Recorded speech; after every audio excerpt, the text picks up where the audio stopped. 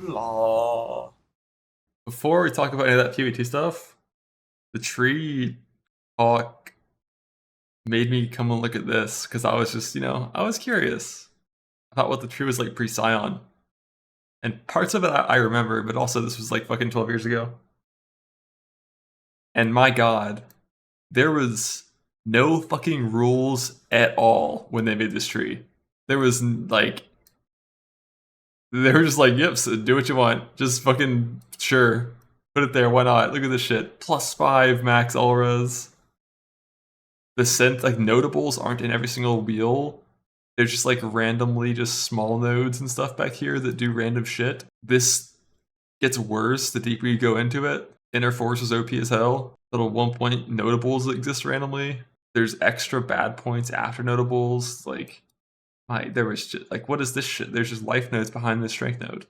Blockbuster behind that node. Yeah, it was just like the most random shit. Like, right here, hypothetically, let's say you're chilling. You come right here.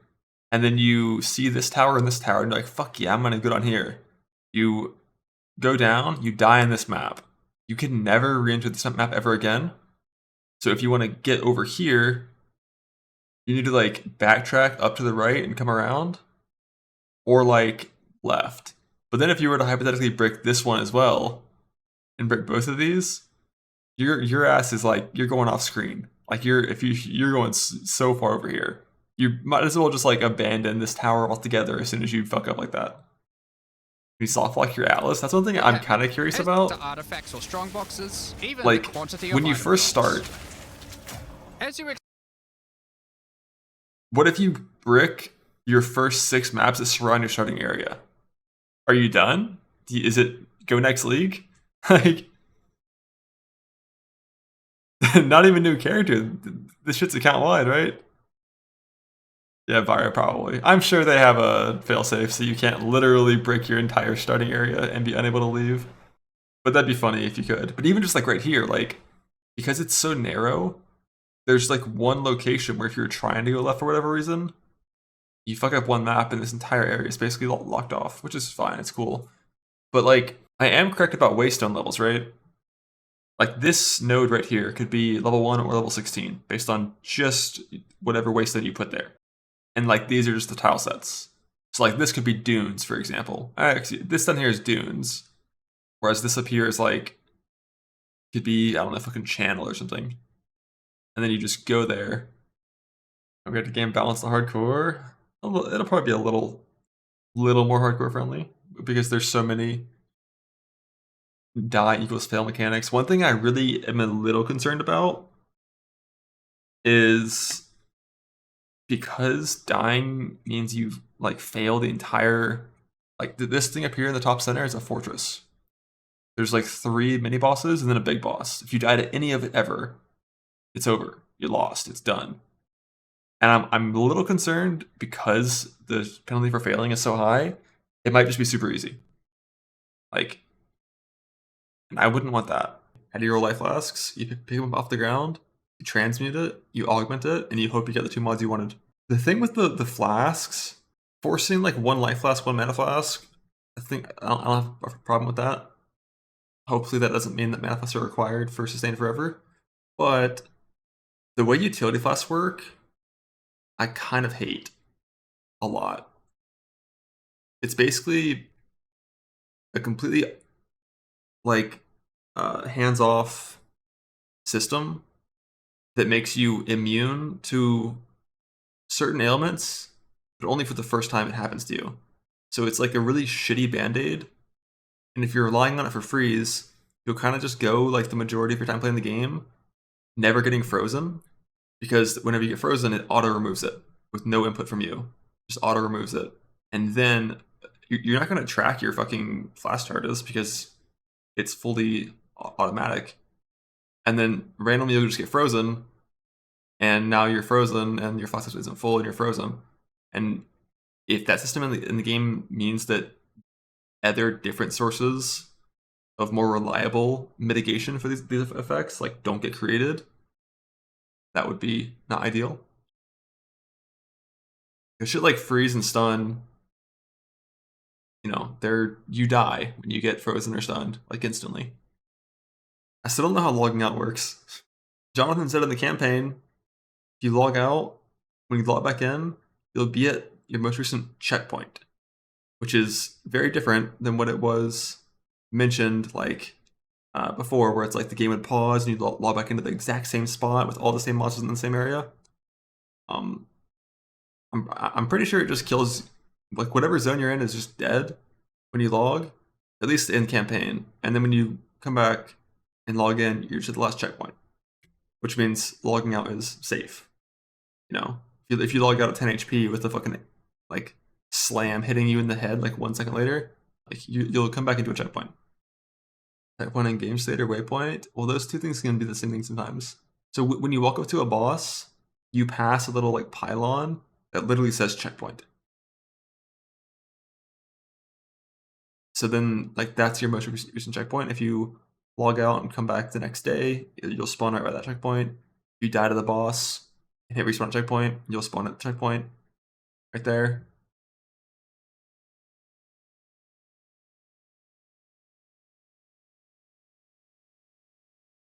Are there pictures yet of all the notables hovered over? Like Temporal Rift is dog shit in PoE1 because in the first version of the game, recovery is instant. You can just go to full HP instantly whenever you want on like any build, basically. That's not the case in PoE2. So like, this skill is going to be way better, way fucking better.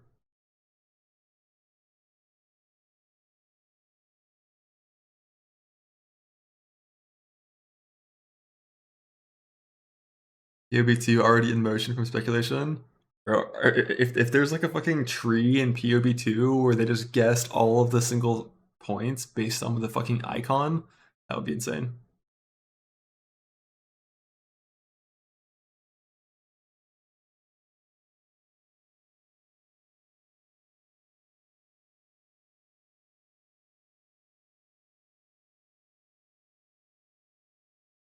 Thank you for this.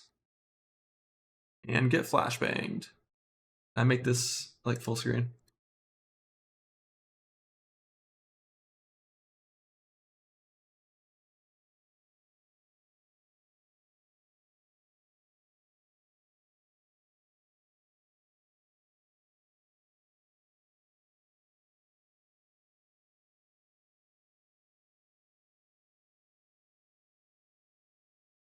Oh, what is this gallery shit?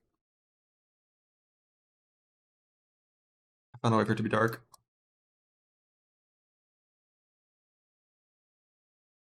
Monk, Acolyte of Chalupa. That's a lot of max chaos res. Mana leech being instant, and then recovering both mana and ES in combination with Mind Over Matter. Sounds like it could be totally broken. But like, have they talked about how leech works in PoE2 yet?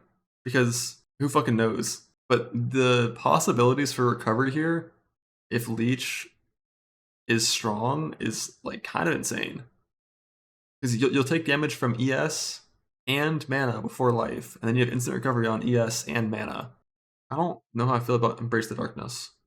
I guess at level like 70, you're gonna have what 450 darkness, which gets you like 22 of these. 22% more dam for 2 points. There's all your auras. But then like your darkness gets reserved when you get hit, which is like extra defense, I guess, but then less damage. I don't even know how many nodes we get for lab. The thing with casters being doubled, assuming you still have minus res from like the campaign, it's not as good as you'd think. Like to get to 85 chaos res, you need to be at positive 43 chaos res. So if you start with minus 60, you still need 106 instead of 146. So it's not really that useful, like the doubling part, assuming there is the minus res stuff still. Minus 120 is above. What if it doubles the value?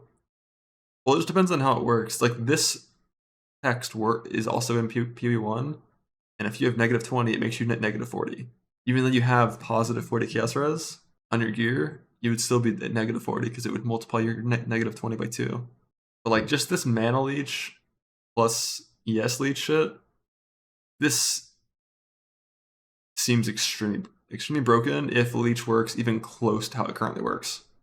I just like I'm trying to think of a way where leech can be useful and this isn't broken, and I'm struggling. I have no idea how much life we actually get.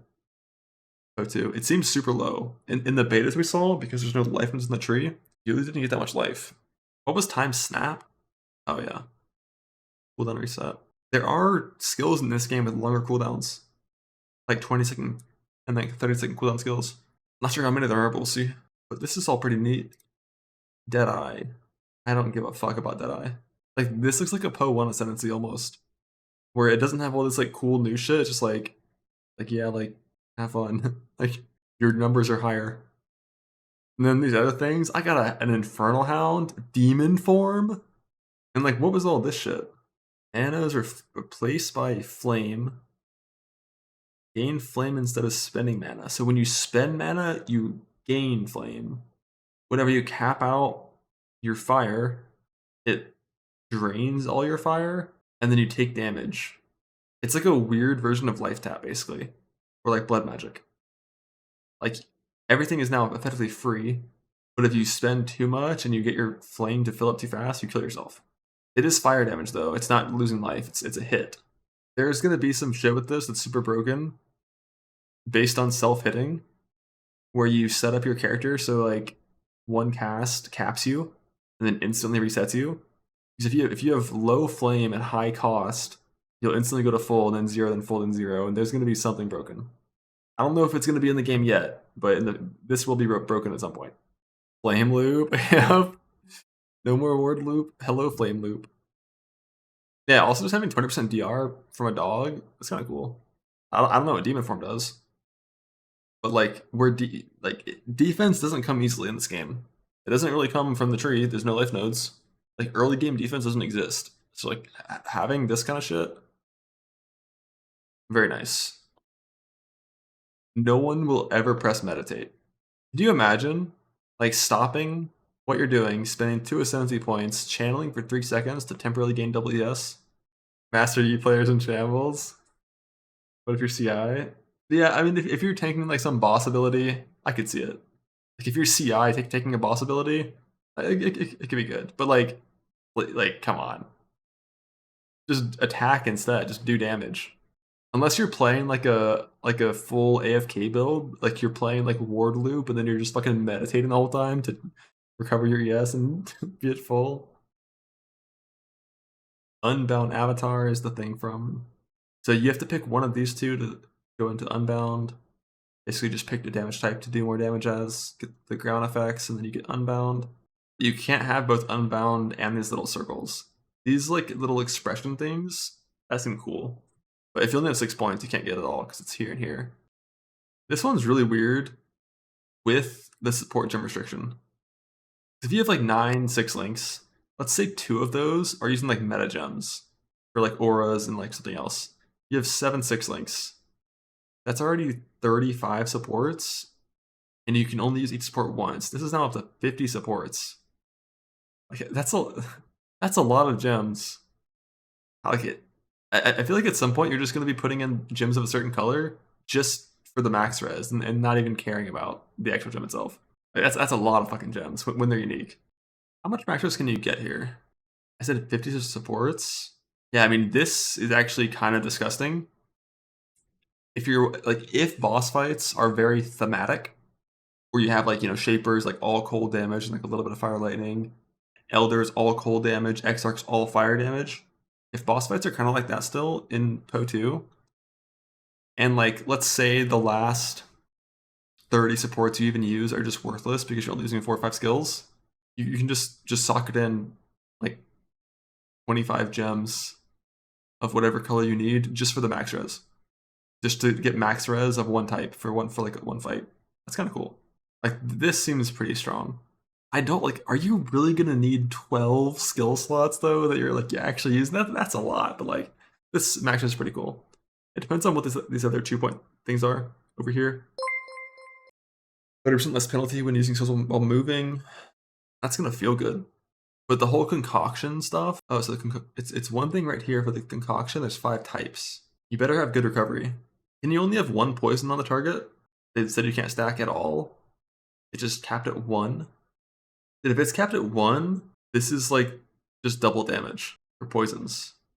I don't know if poison is gonna be at like kind of the same thing where it is in PoE1, where like a poison build, in most cases, this isn't true for minions, but like a poison spell build, very often like 90% of your damage, or even like 95% of your damage is from poison. Like the vast majority is poison only. Elemental Storm, which just procs when you crit with spells. That's really cool. I don't know how much damage it'll do. I mean, all these things that grant skills, you can just add supports to these skills, right? So they're always going to be like real skills, not just random little gimmicks. And shock is fixed at 30%, at least it was when I played. And like the more damage you do, it affects the chance to shock, but it's always 30%. So this just brings that 30 to 60. You maintain 2 of them.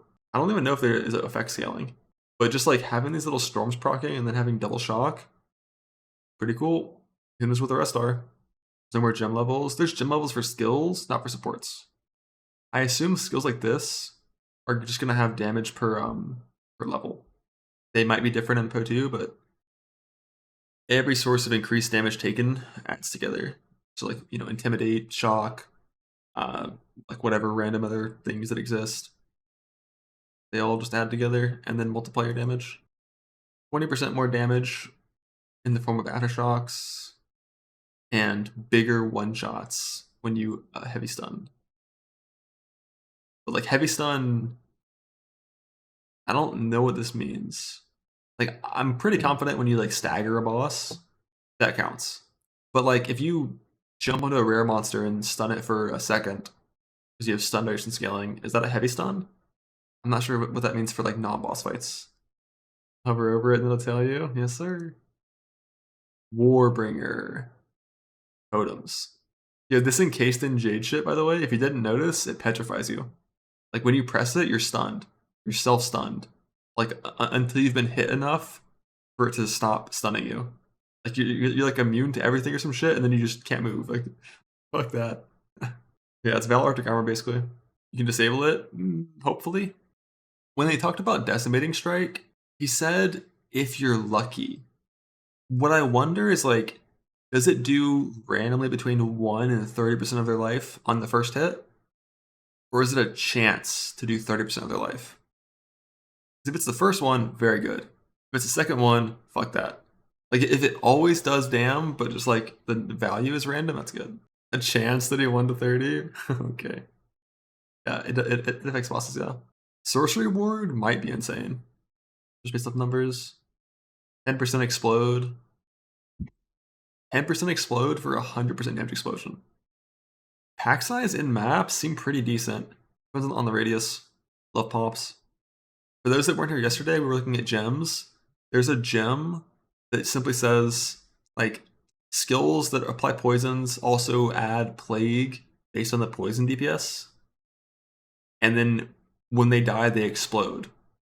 So, like, it's 100% explode if they're poisoned, and the value of the explode scales between 0 and 30% of their life based on how big the plague is. So, like, that sounds completely insane. That sounds like just you're just gonna pop one-shot everything. And like any rare that's in a pack of monsters will just get blown up by all the small guys exploding. It sounds super OP. I'm pretty sure if you actually want to play hardcore, like, and intentionally stay alive, I don't think you want to play monk or warrior. I'm expecting some very anti-melee mechanics, especially as things get harder. But monk looks so fun. Mind Over Matter monk might be insane. Like I hope we kind of, I don't know, like are they gonna answer more questions about how mechanics work before it comes out? I feel like they're not going to. But like if Leech is strong, yeah, this shit's gonna be so broken. As long as you don't get one shot, you'll just like recover so fast. And having like Mind Over Matter just seems nuts. What was the wording on Mind Over Matter? What wasn't it 50% less mana recovery rate, which doesn't apply to instant mana leech, unless it's just less recovered. Like if it says rate, like this shit just seems like so broken. What if it doesn't PoE2? I mean, the word rate, like it can't apply to instant. CI Mind Over Matter monk. I didn't even think about going CI, but it kind of makes sense. Just because like life is your third damage I've taken, but you're sacrificing all of your life. Is it Mind Over Matter only on life? Yeah, so you would take damage from ES and then mana and then life. And because life is third, you could just be like, fuck it, let's go let's just go CI. But like I just don't know the benefit of CI. Like how much chaos damage is there really? Well, I'm kind of hoping that that this node right here is good. If not, you can just go Cheeto's Gift if you actually have Chaos Risk Cap, and it's good. But yeah, like if I play Monk, it's probably gonna be because I think I can do some dumb stuff with Cheetah abusing. Aside from that, I just don't know if Witch is good. Like Witch was so like Caster Witch was so bad in the beta that I played. Even though it's like some of the stuff seems neat, but you're pretty much forced to go like Vitality Siphon. It's like this is gain base life cost equal to base mana cost. It's not replacing it. It's just both. So like this honestly sucks, but it enables like a bunch of leech and like maybe a. I mean, this is all 6 points to get this, and you wouldn't even get the leech. You have to pick it. It's the first thing. Like you're forced to play this, and it's like 2 points that like kind of like they kind of suck. Like I would rather this node do nothing in most cases. Like just cost mana and don't spawn life remnants. It's just like better. So I'm not a huge fan of Blood Mage. Chronomancer looks sick. It doesn't provide like any damage, but at least for hardcore, like if you're trying to do hardcore stuff, Temporal Rift is a very reliable get me the fuck away from wherever I am button. It's like Rift and Freeze, and you can't get Time Snap as well because it's 4 points over here, so you can't have all three of these. Time Snap is like super niche in terms of like what build it's actually good for. No idea what these are. You have 4 choices here of 2-pointers to spec into. You're playing Temporal Rift and Freeze. Like Freeze seems so sick. Why can you not? Because you start up here, and if you're getting Ultimate Command, that's 4 points. And if you want Unbound Encore, that's 4 points. And you only have 6 points from what we've been told so far. So it also frees bosses. It freezes bosses that are not immune to freeze, which is like 1 boss. I don't know how good it is, but it seems really cool. I wish we knew what this was. Because what I'm expecting is also on Proj and Tailwind in most cases, unless it's like a really good defensive node somewhere else. It's like this thing right here has 2 choices. Like you spec this, then you grab one of these two. Kind of like Scion Ascendancies. I mean, there was a point on the passive tree for 30% wall chaining, which is like kind of busted. But Ranger is what I played in the beta, and Ranger was really good. And extra Proj would just make it even better. Like, what does that distance even mean? There's no like line under it. Like, what is this? What does that mean? So, did they say what demon form was? I'm pretty sure they did, right? I was too busy staring. I didn't listen to what they said. So you take increased damage, and you do more damage, and you have increased cast speed, and it ramps. But yeah, it looks like this sort of thing right here is this. So I think you can pretty easily get Hellhound, demon form, and then either like the Pact or like one of these things. I have no idea how good demon form is. Second notable for demon form. Yeah, there's something behind it, but this does sound good for just like general defense, like defense plus fuck you button to become way stronger whenever you're fighting things that are hard. Like if I'm playing a caster, it's likely Infernalist, but it could be the Chronomancer as well. It just depends on what the other 2 points are. Not a huge fan of Invoker. Pretty sure it'd be Chilupa Monk. This one's really strong too if you're playing lightning spells. This could be a lot of defense for a class that already has like it seems like a really strong playstyle with really good coverage and lots of different utility options. If I'm going Gemling, it's like guaranteed taking this max res. Like that is a lot of defense. It's like 30% less damage taken of all 3 types. But there's not that much like raw power on it.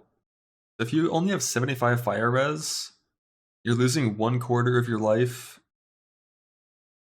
and ES some every single time this procs.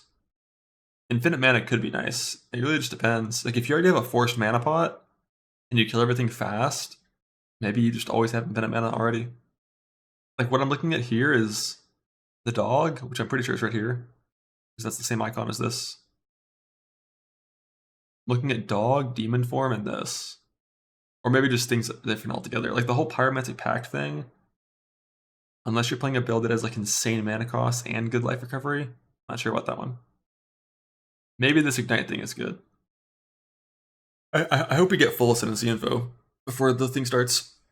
I don't really want a full passage tree. I mean, if they release it, I'd be okay with that. But I do want full Ascendancy info, just because like that's such an important choice of like what you play. Is just your Ascendancy. Like that's what you choose when you make a new character. You're choosing your Ascendancy.